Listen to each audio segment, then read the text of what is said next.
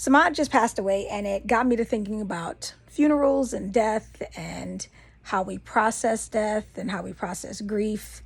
And then I started thinking about the very first funeral I've ever been to. So I do not like funerals at all. Not that anybody is just like, oh my gosh, I cannot wait. Please invite me to a funeral. No one's excited about funerals, but I would prefer not to go to them. Like I genuinely don't believe it's necessary to fully say goodbye to go to this function.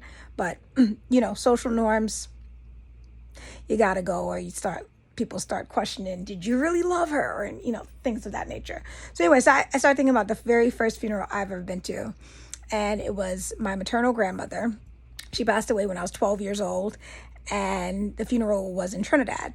Now, certain times of the year, Trinidad is hotter than it is other times. This time of the year, it felt like you were just sitting on the equator with your legs swinging next to the devil. Like, that's how freaking hot it was. And my mother, who's very big on things looking right, things looking properly.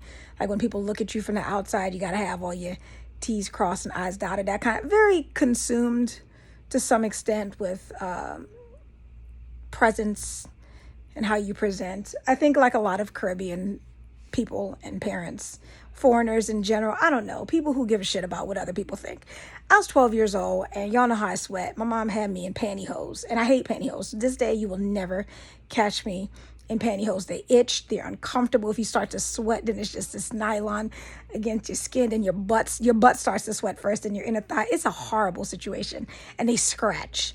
And of course, at 12, I'm not able to purchase my own pantyhose. So of course she bought me like the cheapest pantyhose, because now as an adult I can buy pantyhose that don't scratch as bad. They just cost a few extra dollars. But at 12, again, I am at the mercy of this woman. She put me in these pantyhose.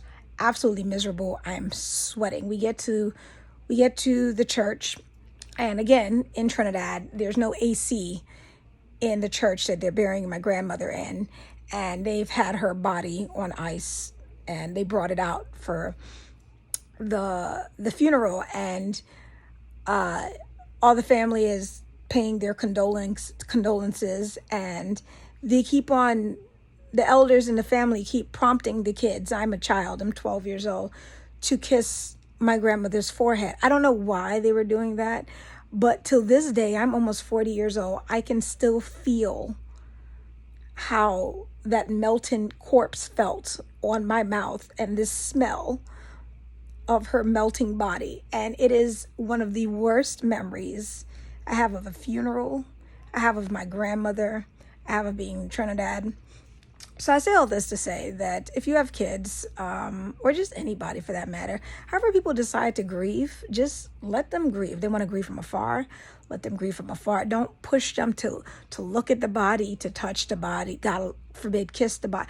Don't force them to do any of that stuff. So, I just wanted to share that with you guys today, because hopefully, as me telling you all, I can release this from my head, because again, how many years later, 28 years later, and I'm still thinking about